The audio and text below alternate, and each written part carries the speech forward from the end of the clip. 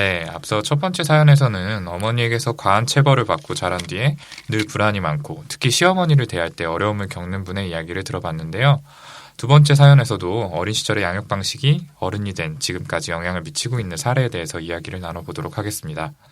이분 사연도 읽고 나서 참 안타까운 마음이 많이 들었었는데요. 이 사연은 우리의 우성요정 허규영 선생님께 한번 부탁드려 볼게요. 저는 25살이고 심리학을 전공한 학생입니다. 저는 제가 어린아이를 싫어한다고만 생각을 해왔는데 아이처럼 행동하는 사람을 대할 때마다 화가 나는 것을 깨닫고 제가 어린아이 같은 행동을 싫어하는 것 같다는 생각이 들었어요. 아이처럼이 어떤 것이냐 하면은 다른 사람을 직설적으로 싫다고 표현하거나 좋아하는 것, 쉬운 것만 하려고 하거나 다른 사람을 배려하지 않는 행동을 하는 모습은 아이들이 많이 하는 행동이잖아요.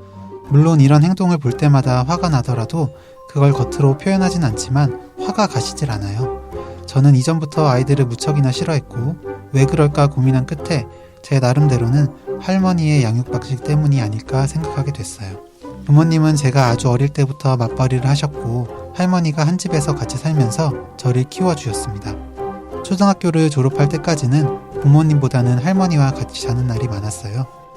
할머니는 제가 생각하기에 자기애성 성격장애 진단을 줄 수 있을 것 같은 분이세요. 할머니는 80대 중반이지만 고등학교까지 다니셨어요. 당시에는 굉장히 흔치 않았을 거라고 생각합니다.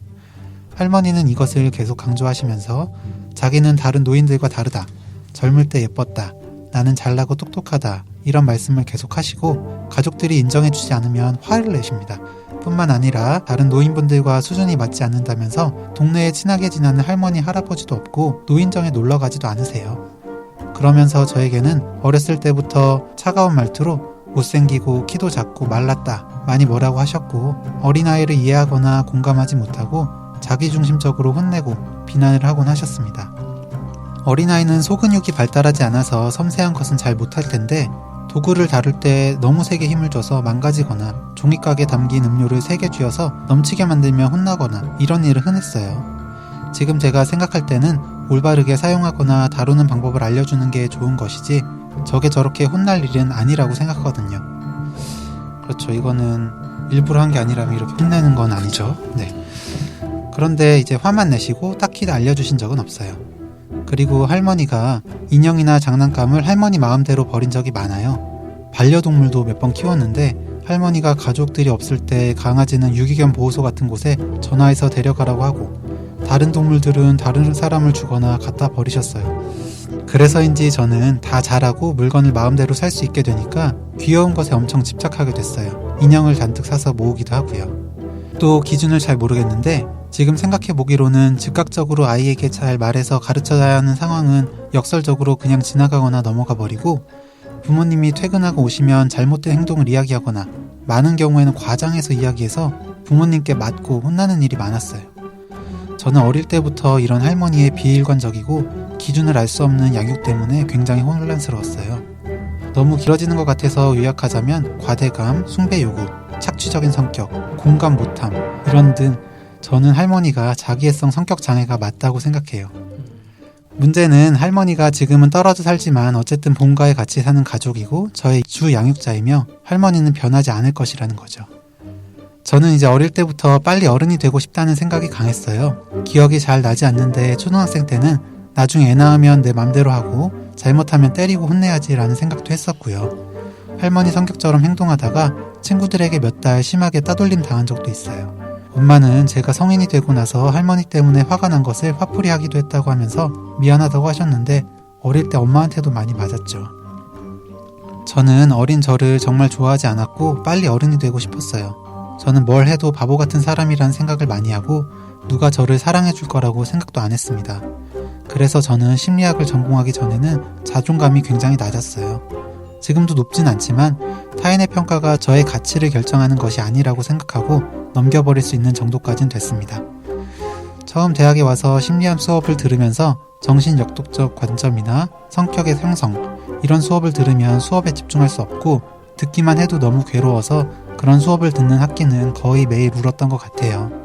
대학원에 다니는 지금까지 모두 합쳐도 수강한 임상이나 상담 과목은 6과목밖에 되지 않습니다. 대학에 오고 나서는 어릴 때처럼 아이를 괴롭히고 싶거나 옆에만 있어도 예민하게 반응하지는 않게 됐어요. 그런데 제가 싫어하는 아이의 행동은 화가 나고 어린 시절에 제가 많이 생각나요.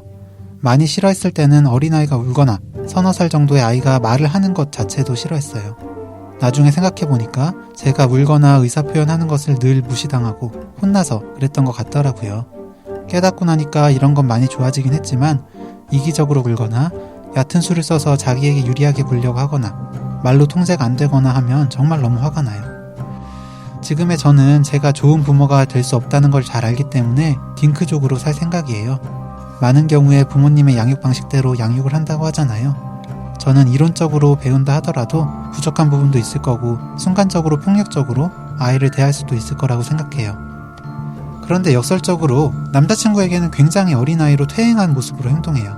아직 제 안에 저는 성장을 하지 못한 건지 객관적으로 생각해보면 그렇게 싫어하는 어린아이의 행동을 할 때가 있어요. 특별한 날 남자친구에게 인형 같은 걸 사달라고 할 때도 있는데 이때 굉장히 아이처럼 말해요.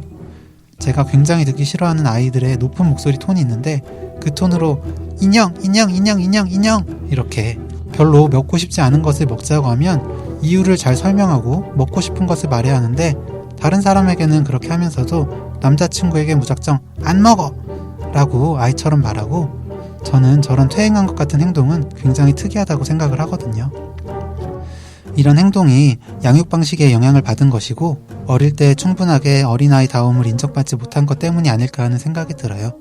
그런데 최근에 굉장히 아이같이 말하는 20대 후반의 여성분을 본 적이 있는데 제가 남자친구에게 행동하는 모습이 생각나면서 언제까지고 이렇게 행동할 순 없겠다 하는 생각이 들었어요. 사실 어린아이나 그런 행동은 잘못한 것이 없고 제 안에 어린 저와 제 마음가짐의 문제라는 생각이 들어서 진지하게 해결하고 싶다는 생각을 하게 됐고 용기 내서 메일을 보내게 되었습니다. 제가 왜 이렇게도 아이 같은 행동에 예민한지와 아이 같은 행동으로 촉발되는 저희 화를 어떻게 다스리면 좋을지, 그리고 아직도 심리적으로는 할머니에게 얽매여 있고 상처받은 어린 저를 어떻게 해결하면 좋을지 조언해 주시겠어요? 정말 긴 메일 읽어주셔서 감사합니다. 네, 이렇게 사연을 들어봤는데요. 할머니에게서 양육되면서 성장 과정에 다양한 상처를 반복적으로 받았고 어른이 된 지금까지 여러 가지 심리적인 어려움을 겪고 계신 분의 사연이었습니다. 자, 굉장히 긴 사연이었는데 이 사연 보고 다들 좀 어떤 생각들이 드셨어요?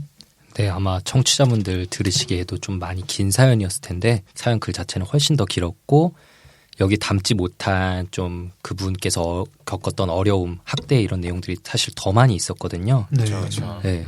워낙 어렸을 때부터 겪은 일이라 당연히 기억나는 부분이 이렇게 많지 않았는데도 불구하고 이렇게 긴 사연 그리고 헉 소리 나게 저희가 진짜 그런 반응을 보일 수밖에 없는 심한 경험을 많이 하셨다는 게 진짜 놀랍기도 했고 저희 마음도 많이 아팠고요. 몇몇 대목에서는 정말 어린아이가 얼마나 힘들었을까라는 생각이 눈물 날 것 같더라고요. 저희가 뭐 여기서 뺀 내용이긴 한데 생일 파티를 너무 해보고 싶었다. 다른 애들의 생일 파티를 보면서 너무 부러웠다. 이런 내용들에서는 좀 그런 기도했어요. 네, 아마 청취자분들도 들으시면서 정말 가슴이 많이 아프셨을 것 같은데 사연자분 저희 방송 들으시면서 또 다시 힘드시지 않을까라는 생각도 드네요. 사실 이제 또 저를 키워준 분이 이렇게 할머니 같은 성격이셨다면 정말 너무 힘들고 괴로웠을 것 같아요. 사연자분도 앞 사연처럼 그 어릴 때부터 만성적인 트라우마를 받으면서 자랐다고 이제 봐야 될 텐데 그 상처를 그래도 노력하고 극복하고 계시네요. 아직 힘든 점이 많은 게 느껴져서 안쓰럽습니다. 이러다 보니까 정말 진짜 꼭 도움을 드리고 싶다는 마음이 많이 들었어요. 네, 맞아요. 그리고 이야기하신 것처럼 본인이야 정말 당연히 너무나 힘드셨을 것 같고 또 이런 어린 사연자분을 이 시어머니에게 맡기고 직장 다녀야 했던 어머니의 마음은 또 어땠을까 그것도 걱정되고 궁금해지기도 하더라고요. 그 앞에 녹음한 거에서도 저희가 유별난 시어머니 얘기가 나왔지만 이 할머니는 정말 주위 사람 누가 보더라도 뚜렷하게 유별나고 모난 분이라서 이 어머니가 결혼 후에 같이 살면서 많이 상처를 받으셨을 것 같아요. 이런 시어머니한테 어린 딸을 맡겨놔야 한다는 게 늘 좀 불안했을 텐데 또 현실적인 상황이 어쩔 수가 없으니까 속상할 때가 많지 않으셨을까 싶네요. 네, 아까 이제 김기훈 쌤이 얘기해 주셨지만 사실 사연자분이 저희에게 보내주신 실제 메일에서는 저희가 지금 들려드린 것보다 훨씬 더 많은 내용이 있었습니다. 그 할머님의 여러 가지 특이한 성격 그리고 평소 언행들 그리고 그 때문에 사연자분이 자라면서 계속 상처를 받았던 에피소드들에 대해서 굉장히 자세히 많은 비중으로 적어주셨는데요. 자, 이 사연자분의 심리를 분석하고 고민에 대해 조언드리기에 앞서서 우선 굉장히 이제 사연자분께 큰 영향을 미치고 계신 이 양육자인 할머님, 이분이 어떤 분이고 또 사연자분이 어떤 방식의 양육을 받은 건지 이걸 좀 구체적으로 살펴보는 게 필요할 것 같습니다. 네, 이 할머님 참 여러 가지 생각이 드는데요. 먼저 성격적으로는 뭐 저희가 전에도 몇 번 다뤘던 비군의 성격, 특히 이제 자기애적 성향이 두드러집니다. 사연자분도 진단 기준 사실 하나하나 열거해 주시면서 자기애적 인격 장애 같다 말씀을 해주셨는데요. 예, 저희도 뭐 진단 가능할 것 같다 생각합니다. 사실 사연에서 저희가 많이 이 할머니의 모습을 잘라서 청취자분들께 제대로 전달됐을까 하는 걱정이 약간 되긴 하지만 이분의 모습은 워낙 전형적이어서 의과대학 시험 문제의 케이스로 나올 것 같은 그 자기애적 인격장애 모습이었던 것 같아요. 네, 맞아요. 네, 스스로의 외모와 뭐 교양 수준 그리고 역할에 대해서 이렇게 현실적이지 않은 과대감이 있어서 동년배 노인분들을 무시하면서 뭐 전혀 어울리지 않으시고 그리고 비판받거나 무시 나간다고 느낄 때는 감정을 조절하지 못하고 폭발하신다고 하셨고요. 또 사연 줄이다 보니 빠졌는데 아까 제가 잠깐 말했지만 어린 손녀 생일잔치도 못하게 하면서 본인 생신은 제대로 챙겨주지 않는다고 막 분노하거나 또 뭐 실제로는 자식 내외에게 얹혀 지내는 입장이신데 수입을 똑같이 나눠받기를 요구하시는 모습. 저는 이게 사실 제일 당황스러웠거든요. 네, 그러니까 말 그대로 착취적 성향인 것 같은데 맞아요. 등등 여러 가지 진단 기준을 다 만족하는 것 같아요. 네, 이 많은 인격장애 성향을 띠신 분들이 나이가 들어가면서 점차 증상이 호전되는 경우도 사실은 많잖아요. 성숙해지시기도 하고 주변과 마찰이 하도 많으니까 모난 부분들이 조금씩 둥글둥글 깎여 나가시는 경우들도 있고 그런데 이 사연 속 할머니 같은 경우는 최근 모습도 이 정도이신 걸 보면은 사연자분이 어린 시절 때는 정말 자기애적 성향이 뚜렷하시지 않았을까 싶네요. 사연자분이 그 아래서 겪으셨을 일들을 생각하니까 뭐 저희가 여러 차례 말씀드렸지만 진짜 안타까운 마음이 듭니다. 성격적으로는 이렇게 외현적, 자기애적 인격 성향이 현저하게 보이는데요. 저는 특히 타인에 대한 공감 능력이 낮은 점이 더 눈에 띄었어요. 그래서 아까 얘기에 나왔었던 것도 아직 어려서 섬세한 손기능이 미숙한 손녀가 이 종이컵을 쥐다가 음료수가 넘쳤다고 손재주가 없다, 막 멍청하다 이렇게 혼내는 건 정말 아이의 눈높이에서 바라보지 못하는 공감을 전혀 못하는 모습이잖아요. 네, 그렇죠. 이렇게 낮은 공감 능력도 자기애적 인격 특성 중에 하나고 또 다른 사람도 아닌 친손녀에게 보인 이런 모습은 정말 그 뭔가 선을 넘어가는 것 같은 그런 모습이 느껴지거든요. 맞아요. 네, 이런 두드러진 성격 특성, 그러니까 공감 능력이 양육 방식과 태도에서도 당연히 나타났을 텐데 뭔가 실수하거나 실패해서 위축된 아이에게 이렇게 비판적이고 냉소적인 반응은 정말 큰 상처를 줄 수 있는 어떻게 보면 사실 정서적 학대로도 볼 수가 있죠. 그래서 절대 피해야 할 태도잖아요. 근데 이런 반응이 일상적이었다니까 아이한테 미친 부정적 영향이 정말 컸을 것 같습니다. 그죠. 그 어린아이는 실수를 해도 반복적으로 괜찮아, 잘하고 있어 이런 메시지를 받으면 그래, 나는 사랑받을 만한 사람이야 라는 이런 긍정적인 자기 이미지를 형성하게 돼요. 그렇게 발달 과정을 거치면서 건강한 자존감을 형성하게 되는데 다른 사람도 아닌 이 주 양육자로부터 이런 식의 피드백을 반복적으로 받으면 아이는 매사에 위축되고 또 자신감 없는 모습을 보일 수밖에 없죠. 또 성인이 된 후에 어떤 어려움을 맞닥뜨릴 때도 어차피 난 안 될 거야 이런 식으로 이제 낮은 자기 효능감을 가지게 돼서 좀 쉽게 좌절하게 되는 경우가 많습니다. 또 누가 너를 좋아하겠냐 이런 말도 자주 들었다고 얘기를 해주셨잖아요. 네, 좀 심하죠. 네. 이런 말은 긍정적인 대인관계를 위해 기본적으로 필요한 타인에 대한 신뢰. 그러니까 이를테면 내가 어떻게 하면은 상대방도 좋아해주고 똑같이 나한테 잘해줄 거야. 이런 식의 믿음을 가지기가 어렵게 만드는 부분이 있죠. 대체 어떻게 손녀한테 저런 말을 하실 수 있었을까라는 생각이 계속 네. 머릿속에 드는데 이렇게 가혹한 모습으로 아이를 대하다가도 또 이제 막 본인 기분 좋을 때는 애정 표현을 하고 막 잘해주고 때로는 막 너무 현실 넘어선 정도로 이상화까지 했다고 이런 내용도 있었는데요. 이런 좀 비일관적인 태도를 보이셨으니까 또 이것대로 사실 건강하지가 못해요. 그런 건 아이가 혼란스러워질 수밖에 없죠. 네. 평소 같으면 이게 내가 혼날 타이밍이었는데 갑자기 막 또 잘해주고 이러면 내가 어떻게 해야 되는 거지? 라면서 정말 혼란스러워질 수밖에 없는 그렇죠. 거예요. 그러니까요. 네. 어떤 장단에 춤을 춰야 될지. 그리고 부모님이 아이를 위해서 애완견을 사줬는데 할머니가 그거를 막 갖다 버렸다, 뭐 유기견 그쪽에다 맡겨 버렸다. 이것도 되게 충격적이었어요. 아, 진짜. 정말 이런 사연은 처음 들어봤는데 이 아이 입장에서는 마치 애완견 버려지는 거랑 똑같이 자기도 언제든지 버려질 수 있겠다 이런 생각이 들고 되게 불안하고 무섭고 공포스러웠을 것 같거든요. 네, 그렇죠. 또 그 일뿐만이 아니고 저희가 사연을 줄이던 중에 이제 한글을 모른다고 유치원을 그만두게 하고 또 학원에 보내셨다는 얘기도 있었거든요. 이렇게 아이에게 중요한 사안에 대해서 일방적인 결정을 하고 거기에 안 따르면 이제 즉각적인 분노, 폭언을 또 자주 하셨다고 하는데 아이가 이런 걸 보면서 자기도 모르게 그걸 따라하는 이제 모델링을 하고 그걸 친구 관계에서 되풀이해서 또 친구 관계도 잘 안 되고 이제 고립되고 그럴 수도 있죠. 네, 그렇죠. 네. 아이 앞에서 이제 찬물도 못 마신다 이런 말이 있을 정도로 아이는 비판적 사고를 하지 못하고 어른의 행동을 따라하는 경우가 많은데요. 실제로 사연자분도 어릴 때 친구들 사이에서 본인이 그런 식의 행동을 몇 차례 했던 걸 기억하시네요. 네, 그렇죠. 그리고 뭐 사연에는 자세히 언급이 안 된 부분이긴 한데 할머니가 이렇게 하시니까 부모님께서라도 아이가 상처받은 상황을 인지했을 때 아이 입장에서 좀 공감해주고 이렇게 교정적인 경험을 하게 해주면 좋았을 텐데 따뜻하게 좀 안아주시고 이분은 그렇지 못하고 오히려 좀 이중으로 상처를 받은 일이 많지 않았나 싶어요. 네.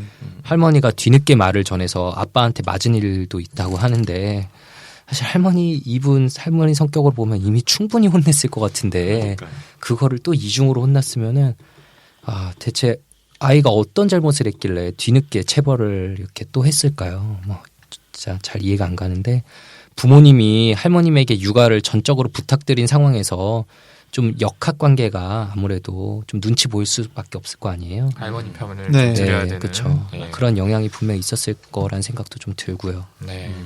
얘기 많이 했지만 이거 일일이 다 이야기를 하자면 너무 길어질 정도로 힘든 경험들을 많이 겪으셨는데요. 좀 정리를 해보자면 이 사연자분은 주 양육자인 할머니로부터 굉장히 비공감적이고 감정적이고 또 일관적이지 못한 그런 식의 양육을 받았다라고 얘기를 해볼 수 있을 것 같아요. 그걸 보완해주고 보듬어줘야 될 부모님에게서도 좀 보호받지 못한다고 느끼는 상황이 많이 있으셨던 것 같고요. 네. 그래서 지금까지 이야기한 이런 여러 가지 문제적인 양육 방식 중에서 한두 가지만 겪은 경우에도 건강한 발달에 큰 걸림돌이 돼서 어른이 된 다음에도 성격이나 뭐 대인관계, 뭐 직업적인 기능 이런 여러 가지 인생 전반에 영향을 미치곤 하는데 이 사연자분은 이 여러 가지 상처를 계속해서 받고 자라고 또 심지어 지금도 이 할머니에게 상처를 받을 때가 있다고 하셨는데 이렇게 어린 시절에 시작돼서 만성적으로 지속된 정서적 학대가 지금도 계속해서 이분의 삶에 부정적인 영향을 미치고 있다는 측면에서 저는 복합적 PTSD를 또 생각해 봐야 될 것 같아요. 네. 네, 이 복합적 PTSD는 제 앞 방송을 들으셨던 분이라면은 저희가 간단히 짚고 넘어갔던 게 아마 기억나실 텐데요. 정신분석뿐만 아니라 저희 소아정신의학 분야에도 한 획을 그으신 윤희 선생님께서 좀 설명해 주시죠. 뭐 제가 할 수도 있지만 PTSD를 전공하시고 PTSD에 대해서 정말 조예가 깊으신 정우성 선생님께 좀 부탁드려 볼게요. 저요? 이제 자동으로 나오시네요. 그쵸. 뭐 허우성도 아니고 정우성이라고 불렀는데 반응이 바로 나오네요. 네, 그동안 그렇게 부르는 거 되게 싫어하는 것처럼 말하더니 그렇게 연기했잖아요. 네. 진짜 이게 웃으면서 저요라고 하셨는데 저희 죽여버리고 싶다 그러고 영혼 없는. 그런 안 그래도 멘트도 친구들이 이 뭐 겉으로는 막 싫어하는 것처럼 하면서 속으로는 이제 호우하는 그 짤 있잖아요. 그거 보여주면서 이게 너 네 지금 춤이다. 네 마음이 이렇지 않냐라고 했었는데 네, 뭐 그 정도로 제가 전공을 한 건 아니지만 예, 또 한번 설명을 드려보겠습니다. 사실 이제 앞에서 사연에서도 이제 설명을 드렸었던 내용이긴 한데요. 일단 PTSD부터 다시 설명을 드리면 우리나라 말로 외상 후 스트레스 장애잖아요. 쉽게 생각하면은 외상 이후에 여러 가지 반응들이 생겼다라는 건데 뭐 당연히 일반적으로 한 차례 혹은 그 이상의 강렬한 외상이 있어야 되는 게 선행 조건이고 이 외상으로 인해서 재경험 회피, 과각성을 겪는 경우에 진단을 고려하는데 예를 들어서 교통사고가 났다고 생각을 하면은 이게 자꾸 꿈에서 교통사고 당하는 이런 꿈을 꾸게 된다면 그걸 재경험이라고 할 수 있겠고요. 차를 이제 못 타게 되고 하는 걸 이제 회피, 깜짝깜짝 놀라고 식은땀을 흘리는 등의 이제 과각성 이런 증상이 있으면 PTSD를 진단할 수 있게 됩니다. 그런데 유아기부터 반복적으로 계속해서 신체적 혹은 정신적인 학대, 이런 잘못된 양육을 받은 경우에는 이런 전형적인 증상뿐만 아니라 성장 단계에 따라서 굉장히 다양한 양상의 문제를 초래합니다. 많은 소아정신의학 의사들이 이게 기존의 PTSD와는 그 원인이나 양상이 다르다. 그래서 복합적 PTSD라는 별개의 개념을 제안했는데 아직 이제 DSM-5에는 포함이 되지 않았지만 널리 받아들여지고 있습니다. 저도 이제 앞선 사연에 이어서 이번 케이스도 복합적 PTSD의 가능성이 좀 높겠다 생각을 했었어요. 처음 사연을 받았을 때. 청취자분들께 저희가 앞선 사연에서 설명을 드렸지만 그럼에도 이렇게 흔히들 헷갈리실 수 있는 게 PTSD라고 하면은 생명의 위협을 느낄 정도의 트라우마를 겪어야 생기는 건데 이렇게 아이가 엄청 심하게 맞았던 것도 아니고 뭐 이 정도 가지고 PTSD라고 할 수 있냐라는 질문을 흔히들 머릿속에 떠올리실 수 있거든요. 근데 중요한 부분이 아까 이렇게 규영이가 얘기했듯이 신체적 학대뿐만 아니라 정서적 학대에 의해서도 발생할 수 있고요. 어린아이들은 또 받아들이는 게 다르니까. 그리고 오랜 기간에 걸쳐서 학대를 받으면서 이렇게 생긴 작은 트라우마들이 수없이 쌓이고 쌓이면서 발생하게 되는 거죠. 한 번에 큰 사건으로 생기는 기존의 PTSD 개념과는 좀 다른 거라고 생각하시면 되겠습니다. 네, 좋습니다. 이제 지금까지 이제 할머니에게 굉장히 좀 가혹한 방식의 양육을 받아온 사연자분의 사연하고 좀 이런 사연자분이 보이는 증상들이 컴플렉스 PTSD에 가깝다라는 식의 이야기를 저희가 좀 드려봤는데요. 워낙 좀 사연이 길고 나눌 이야기가 많다 보니까 조금 방송 분량이 늘어나는 것 같아서 여기서 한번 끊고 저희는 2부에 이어서 또 이분의 사연을 가지고 말씀드리도록 하겠습니다. 예, 곧이어 이어지니까 바로 들어주세요.